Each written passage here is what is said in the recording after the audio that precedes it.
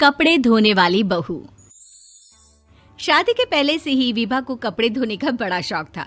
कभी नल के नीचे तो कभी तालाब के पास। अरे मेरी नीली वाली लुंगी नहीं दिख रही है। विभा की अम्मा, कहाँ रखी है लुंगी? अरे वो तो विभा ने परसों ही धोकर रखी थी आपकी अलमारी में, देखो वहीं होगी। वो ना मैंने आज धो दी, मुझे लगा कि गंदी हो गई होगी। अरे कैसे गंदी हो गई थी? उसे तो मैंने पहना भी नहीं। हे भगवान, इस लड़की के कपड़े धोने की आदत से परेशान हो गया हूँ मैं। जितना तो घर में राशन नहीं आता, उससे कहीं ज्यादा डिटर्जेंट पाउडर का खर्चा है। इसकी शादी करवा दो, शादी जाए अपने घर में ही करे काम, फिर चाहे घर के कपड़े धोने हो या पूरे गांव के। हाँ ठीक बोल रही हूँ, देखता हूँ मैं कोई लड़का। वो दिन भी आ जाता है जब विभा को देखने लड़के वाले आ जाते हैं। लड़की मुझे अच्छी लगी। होने वाली सास कहती है, बेटी अगर कुछ पूछना है तो पूछ लो। वैसे तो हमारी लड़की बहुत ही शर्मीली है, जो बोल दो वो मान लेती है, इसे क्या पूछना होगा। अरे कैसी बात कर रही हो माँ, मुझे इन लोगों के घर रहना है, सवाल तो कई है। हाँ हाँ बेटा, पूछ लो ना, क्या पूछना है। आप लोगों के घर कपड़े कौन धोता है? सास का मुंह बन जाता है। देखो, अगर तुम ये कहना चाहती हो कि तुम्हें कपड़े धोने नहीं आते तो सुन लो, कपड़े मैं ही धोती हूँ, लेकिन तुम्हारे आ जाने के बाद मैं रुमाल तक नहीं धोऊंगी। अरे चुप रहना भाग्यवान, बहू बेचारी घर आई नहीं, उसे डराना शुरू कर दिया। वो क्या है ना बिटिया, अभी तक तो ये कल्लू की माँ ही धोती थी, लेकिन अब तुम्हारे पापा तो दहेज में वॉशिंग मशीन देंगे ही। तभी विभा की माँ बोल पड़ती है, सवाल भी पूछा तो क्या। वैसे भाई साहब, मशीन की तो फिर भी कपड़े धोने की कैपेसिटी होती है। मतलब जो बिटिया दे रहे हैं ना विभा, इसे कपड़े धोने का बहुत शौक है। ये आप लोगों के क्या, आस पड़ोस गांव मोहल्ले सबके कपड़े धो दे और उफ तक ना करे। बाहर देखा नहीं आपने कितने कपड़े सूख रहे हैं? सब हमारी बिटिया ने ही तो धोए हैं। बस भी करो ना माँ, शर्म आ रही इतनी तारीफ सुनकर। और तो और एक दाग निकाल कर दिखाओ तो मान जाऊं। हाँ अच्छा, माफ करना बेटा, मैंने गलत समझा।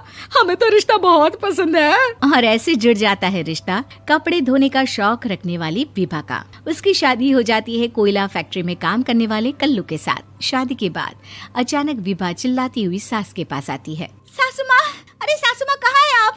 ये तो धोखा है, धोखा दिया आप लोगों ने मुझे। इसे ससुर के चक्कर के बारे में पता चल गया। अरे तो उसमें तुझे क्यों धोखा मिला है? अरे नल में पानी नहीं आता, कपड़े कैसे कब धुलेंगे? अच्छा, तू पानी नहीं आ रहा उसकी बात कर रही है। तो आपने क्या सोचा? कुछ नहीं। अच्छा, तेरी माँ ने कहा था कि कपड़े धोने का शौक है तुझे, याद आया मुझे। शौक बोलकर कपड़े धोने वाले मेरे जुनून को कम ना आके सासू माँ, कपड़ा धोना मेरा गुरूर है। तभी पति भी वहाँ आ जाता है। अभी मैंने इसे सनी देओल की फिल्म दिखाई है, उसी के डायलॉग मार रही है माँ। अच्छा सुन, साफ साफ बता रही हूँ, पानी सुबह 4 से 6 और शाम को 10 से 12 आता है, समझी? विभा टाइमिंग सुनकर हैरान हो जाती है। ये क्या भूतों का मोहल्ला है? सुबह 4 बजे उठकर कौन कपड़े धोता है? 4 बजे टंकी में पानी जाता है, फिर सारा दिन धोना ना, किसने मना किया? अरे कैसी बात कर रही हैं? 200 लीटर की टंकी में कितने कपड़े धो लूंगी मैं? सुबह ही उठ जाऊंगी मैं। अब क्या था, विभा सुबह 4 से लेकर रात के 12 बजे तक कपड़े ही धोती रहती। एक रोज सास पड़ोस से निकलकर कहीं जा रही होती है कि साथ वाली कहती है, हाँ कल्लू की माँ, जरा ये बताओ कि 2 साड़ी है, 2 ब्लाउज और एक पेटीकोट और एक नाड़े वाला लंबा कच्छा। हाँ तो?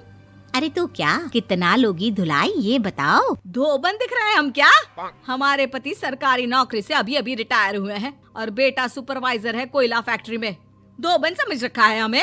हाय रे कल्लू की अम्मा, माफ कर दो, वो तो मोहल्ले में यही सब बता रहे थे कि तुमने बहू को कपड़ा धुलवाने के काम में लगा दिया है। सास को पड़ोसन की बात सुनकर गुस्सा आ जाता है। वो घर पहुंचती है जहां घर के बाहर ही इतने सारे कपड़े सूख रहे होते हैं जितने कि किसी धोबन के घर पर। अरे ओ कल्लू की दुल्हन, बाहर निकल।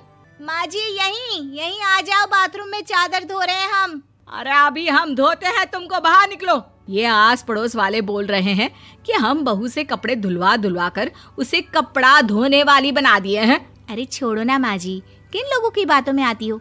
आस पास के लोगों का तो काम ही होता है कि वो किसी तरह सास बहू को लड़ा दे। बहू सारे घर के कपड़े धोती है, ये क्या कम है? बोलिए।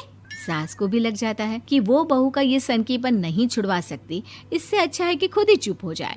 एक रोज सास और बहू मंदिर जाते हैं, जहाँ सास की साड़ी वहाँ खड़ी भीख मांगने वाली से मिलती है। माँ जी क्या बात है, आपकी साड़ी उस भिखारन से कितनी मिल रही है ना? हाँ हाँ देखो तो, दोनों की साड़ी मिल रही है। क्या बात है कल्लू की अम्मा, तुम खुद को तो अफसर की बीवी बताती हो और ऐसी सिंपल सी प्लेन साड़ी पहनकर घूमती हो। सिंपल और प्लेन नहीं है ये साड़ी। तो क्या सोने के धागे से फूल बने हैं? कुछ भी सासू माँ, कुछ भी। हाँ बने थे इस साड़ी में सोने के धागे से फूल। मेरे पति लेकर आए थे मद्रास से स्पेशली मेरे लिए 10,000 की। ताहे भाई साहब इस भिखारन के लिए भी सेम टू सेम साड़ी लेकर आए होंगे 10,000 की। सास उस वक्त तो कुछ नहीं कहती, लेकिन बहू के साथ घर आती है और अलमारी से एल्बम निकाल कर लाती है। ये साड़ी देख रही है, ये वही साड़ी है जिसे मैंने अभी पहना था। इस साड़ी में ये जो चमकदार फूल दिख रहे हैं ना, ये सोने के धागों से काढ़े गए हैं। लेकिन तू लोकल वॉशिंग मशीन ब्रश से घिस घिस कर सारे फूलों को निकाल कर साड़ी प्लेन कर दी। मुझे माफ कर दीजिए सासू माँ। और तो और, जब मैंने तुझे तेरी गलती के लिए कुछ नहीं कहा, लेकिन तूने तो सबके सामने मेरा मजाक ही बना दिया। क्यों? बहू को समझ में आ जाता है कि अब से उसका कपड़े धोना बंद।